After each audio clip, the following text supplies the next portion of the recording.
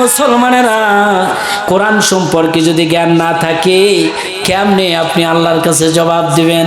যখন মানুষ মারা যাবে রে, মারা যাওয়ার পর যখন আপনার কাছে মুনকার নাকির আসবে, সল জব করবে, মান রাব্বুকা মান দীনুকা মান নাবিয়ুকা, তোমার রবকে, তোমার নবীকে, তোমার দিন কি? যখন আপনি উত্তর দিতে পারবেন না, আরে আপনি যখন চলে যাবেন, কিছু উত্তর দিলেন, কিছু উত্তর দিতে পারলেন না, কবরের মধ্যে আপনি আছেন, আল্লাহর পক্ষ থেকে আযাবের ফেরেশতা আল্লাহ পাঠায়া দেবে।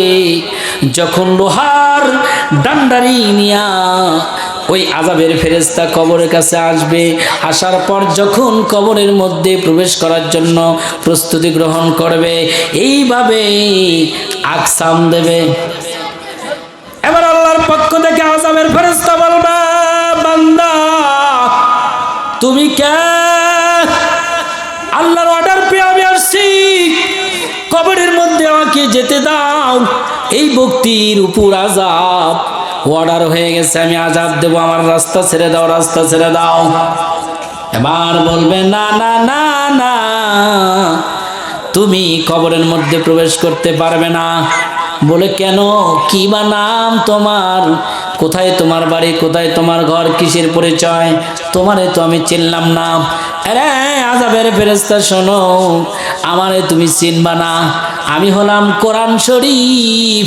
আল্লাহর এই বান্দা কবরে ঘুমায় আছে, প্রতিদিন সকালবেলা কোরআন তেলাওয়াত করে আমারে চুমো খাইতো, আবার বিকালবেলা কোরআন পড়ে চুমো খাইতো, নামাজ কালাম পড়তো, যেখানে যেত কোরআনের কথা বলতো। আমি কোরআন থাকতেই আযাবের ফেরেশতা তুমি কবরে প্রবেশ করতে পারবে না, পারবে না। চিল্লা বলেন না সুবহানাল্লাহ। এই জন্য কোরআন জানা দরকার আছে না নাই? আমার ভাইরা, কোরআন শরীফের মধ্যে সবচেয়ে বড় আয়াতের নাম কি? আয়াতুল কুরসি। এই আয়াত দিয়ে ভূত দূর করতে হয়, জিন তাড়াইতে হয়।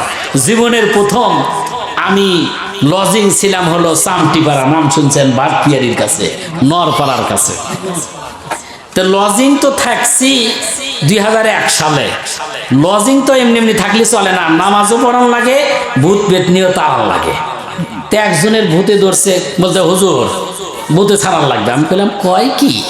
ভূতের নাম শুনলি আমার তো অবস্থা খারাপ। কয় ছাড়া ছাড়ি নাই, ছাড়ানি লাগবো।